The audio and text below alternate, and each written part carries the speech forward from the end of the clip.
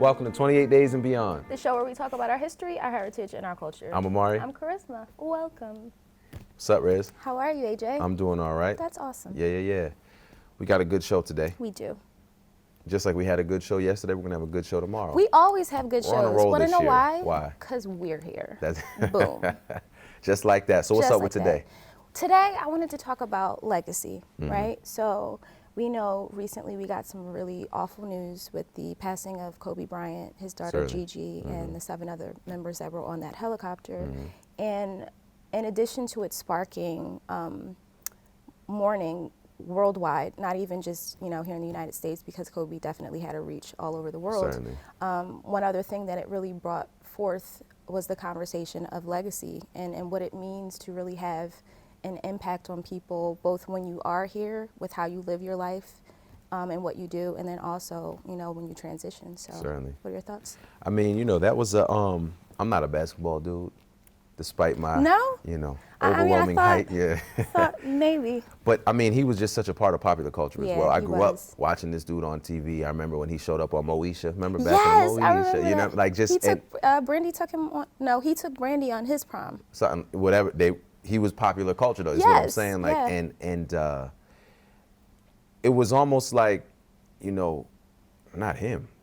You know what I'm saying? Like that wouldn't. They like, guess what happened today? You would never guess that. It felt like it wasn't real. I remember when I Exactly. first heard the news, I was in the car. I had just left the supermarket. I'm with my mom, and I saw the news, and I'm like, this can't be real. Right, and I right. was just waiting Yeah. for somebody to tell me that, oh, this was a hoax, or somebody thought it'd be funny to say something so horrible. But then when you find out that it's real, Yeah. and then you find out that his 13-year-old daughter, I mean, that just Yeah. it broke my heart Yep, into certainly. a million pieces. I mean, the international outpouring Yes. is a reflection of what you were talking about. Absolutely. I mean, this man had a legacy.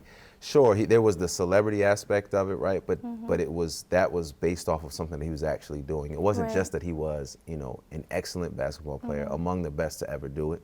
But it was also about his approach to work ethic, Yes. to life, but also to contributing to humanity. Yes. Right? So that's what we'll be talking about today and so much more. We're joined by Alvin Williams, who is a former NBA player who's known Kobe since Kobe was a very small I know, child, and he'll be man. joining us to talk about that and more when we come back on 28 Days and Beyond. Welcome back to 28 Days and Beyond. We are now joined by Alvin Williams. Thank you so much for being here. Thanks for having me. So before you joined us, Amari and I were talking about legacy, but specifically with Kobe Bryant, and you've had personal experience in that area. So can you talk about how you and Kobe met? Well, yeah, his dad used to coach our all-star teams. I played in a league in Philly. It's called Sunny Hill League, Yeah, I know right? that So the idea was the top freshmen, the top sophomores, the top juniors and seniors, we would all get a team, and they would take the players from the city and put us on the team, and other teams would come play us. So it was our version of AAU. Like, we Okay. wasn't that big in the AAU culture back then in Philly. But Joe Bryant, Kobe's dad, used to coach it. He was our selected coach. So that was the big deal, having a former NBA player coach us. So like Rasheed Wallace and Jason Lawson, other players who ended up, making it to the NBA, Definitely, Mark yeah. Jackson. So it was a few NBA players on that team. And Kobe was the little teeny bopper running around. He was probably like 12, 13, because we Yeah. were like juniors, right? So I think I'm 4 years older than Kobe. So he'd be around, but he'd be practicing with us. His sisters played volleyball. One of his sisters played volleyball. He used to have volleyball knee pads. So he's like, look at this little kid with the honeycomb volleyball. They not basketball knee pads, but he was in there working. And my dad, I just remember my dad used to say, that kid's gonna start with you guys. That's how good he was back then. Yeah. And that's how confident he was. But I'm like, Dad, he only 13. He not playing with us. So that was my first interaction with Kobe. Wow. I mean, but you just named, a real all-star squad of players. Truly. He even stuck out in that squad. Yeah. Wow. He did, In man. 4 years there. Right there, the junior. Yeah, he was a kid. He was a kid, and it was more so he was confident, right? He wasn't afraid. I think it was a point where he didn't necessarily know what he was doing. He was like, I'm just playing ball. I don't think he cared about who it was. But now you think back at who Kobe is and was, he probably even took that as more of a challenge, right? So I'm gonna go in there and prove. So it was some heavy hitters in that gym. Where does that come from? Yeah. I have no clue. Yeah. That's why he's special, right? It's Yeah. not everybody like that. I had a scouting job for the Toronto Raptors, and a lot of people that we would bring in that played the shooting guard position, they would compare him, and one in particular, DeMar DeRozan, who's a very good player now for the Spurs, but they will always compare DeMar and Kobe. Like, can he get to this point? Can he get to this point? And I love DeMar with all my heart. And ain't nobody getting to that point. Because Kobe was just different mentally. Yeah. Like, mentally, he was just had a different approach than anyone else. And that's what, we keep hearing over and over as people share stories about their interaction with him is, his work ethic was just above anything a lot of people had ever experienced before. Yeah. Like, he just would not stop. He did. I mean, he was one of those guys, too. When you grow up, you hear people tell you, you got a goal, write it down, and you work to it every day. He actually lived that. Like, and I can't say he wrote them down, but you can tell he had an agenda, and nothing was going to deter him from that agenda. I remember when he first got into the NBA, Magic Johnson would tell him that, from my understanding, Magic Johnson would suggest you have to spend more time with your teammates, go out to dinner with them, socialize with them, stuff like that. And he was like, for what?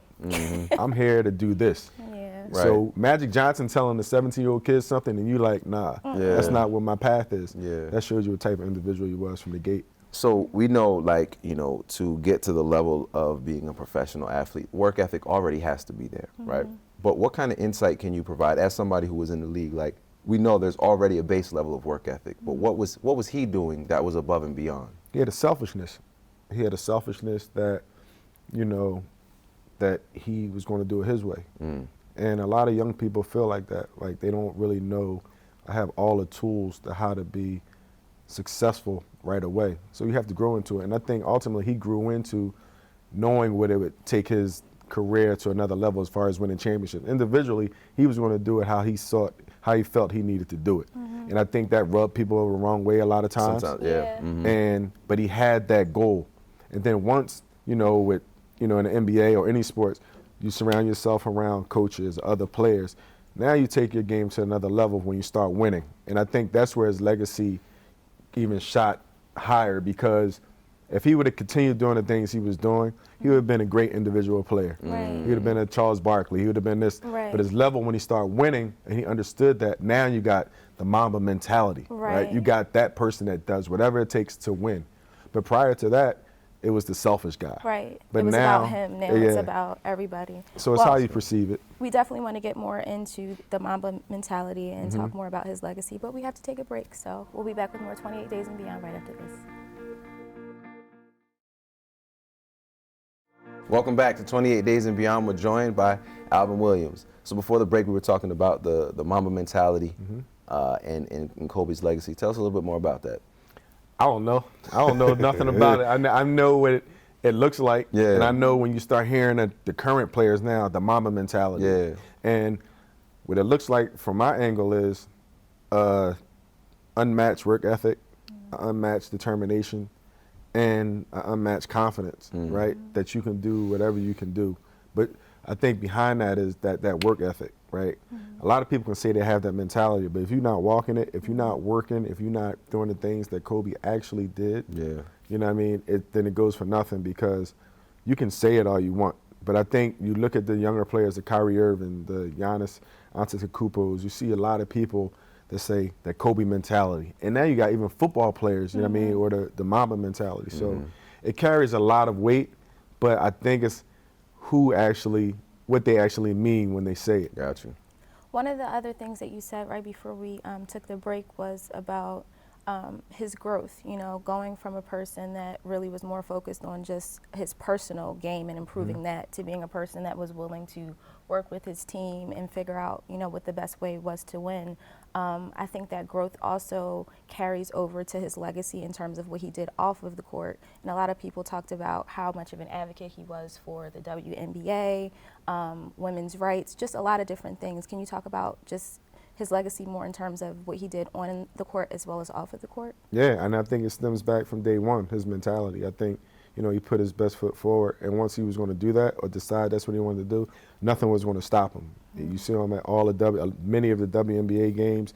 You saw him, being a big advocate for the women in the league, and, other things, business ventures, all those things that, once you figure out individually, I am where I am, And, you know, when we're young, we want to get to that point, whether it's a contract, you know, get our feet wet, establish our career. Once he did that, I think now outside of sport, it's just the sky's the limit for him. And he had that reputation. He knew he was going to work hard. You know, whether you walk in the office for business, no businessman were going to be next to him and outwork him. And a lot of times as an athlete, they look at athletes as being those guys that can't transfer into business because of a lazy work ethic or being spoiled athlete or whatever, or even mentally, or dumb jocks. Kobe was none of that. Kobe spoke multiple languages.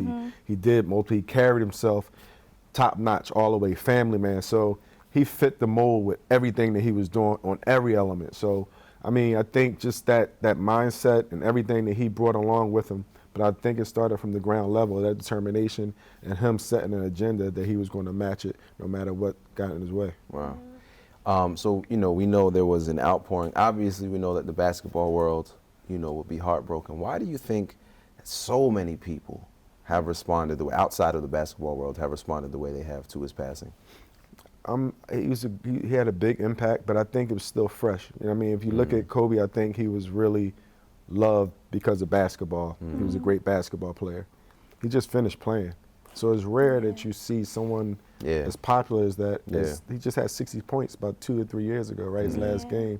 And he was still in the news. He just won an Oscar. So he was still, you know, really relevant, very relevant. And I think that shocked. And when you don't have you got a bunch of questions and you don't have any answers, like why? It brings fear. It brings a lot. And he just touched a lot of people just from his ability. Kobe, if you guys remember, Kobe was a guy across the NBA. He was like the golden child, right? It was him and like an Allen Iverson. Yep. Everybody wanted to be Allen Iverson. That was right?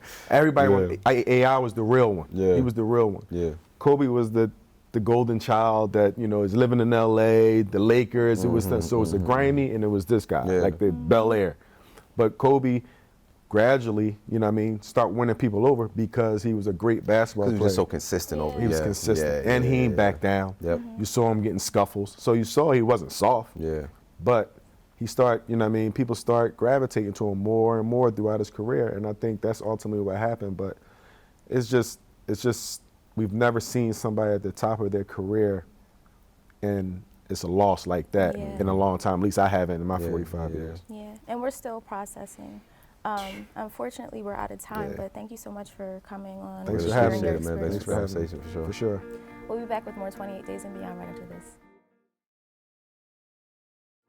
Welcome back to 28 Days and Beyond. That was an awesome conversation. It really was. I think, you know, Alvin mentioned a lot of things that I feel like a lot of people have, you know, which is about Kobe's work ethic, but also his growth. And one of the other things that we didn't really get to talk about was, we talked a little bit about him, you know, off the court, but one of the other things that I think people fell in love with was his love for his family, because that, you know, that came pouring out in so many ways, especially with his relationship with his daughter, Gigi.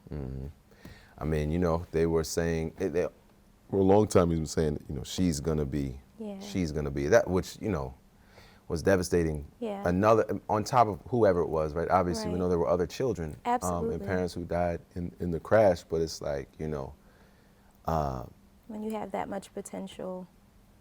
So my mind first went to, there's a family who lost a husband and father and a daughter. Like that, you know what I'm saying? Yeah, like that's, and the other family too, it was a husband and I think 2 children. Oh, they were from the, but. Or either way, it's like people you know what I mean? So there's that aspect of it, yeah. Of their family. But he was certainly, you know, a family man, you know, as Alvin said. And yeah, that was just, Alvin said, you know, people they're confused, they have questions, and it's like, yo, I'm telling you, it was like, it just didn't compute for me for a minute. And for me too, and I saw a lot of people saying, you know, what I was feeling, like it just doesn't seem fair for, you know, for life to be ripped away so quickly. And when it happens like that for so many people, I feel like, you know, death is unfortunately a part of life, and transitioning is a part of life that all of us at some point are going to have to experience. But I think when it happens abruptly and it's, you know, you don't have the buffer of like a sickness or something like that to kind of prepare you for what you know is coming, that abruptness, I think, is what makes already a tragic loss even worse. Certainly so. Because there's no way to process it really. Yeah, but I mean, you know, our conversation with Alvin did a lot by way of just highlighting, what he actually did while he was here. Yeah. We opened the show talking about legacy. Mm-hmm. And, one of the things was that if you want to build a legacy, you have to build a legacy. Yes. You have to work you and have put to that do in. the work.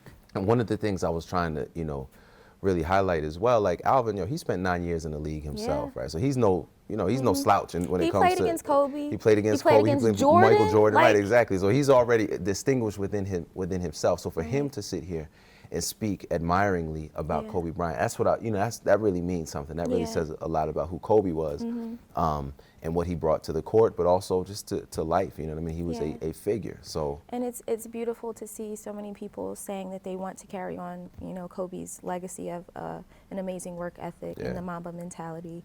And, I'll just continue to send love to his family and to the other families that lost Certainly so. lives in that unfortunate accident. That's what's up.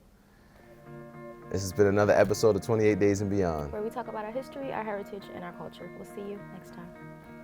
Peace.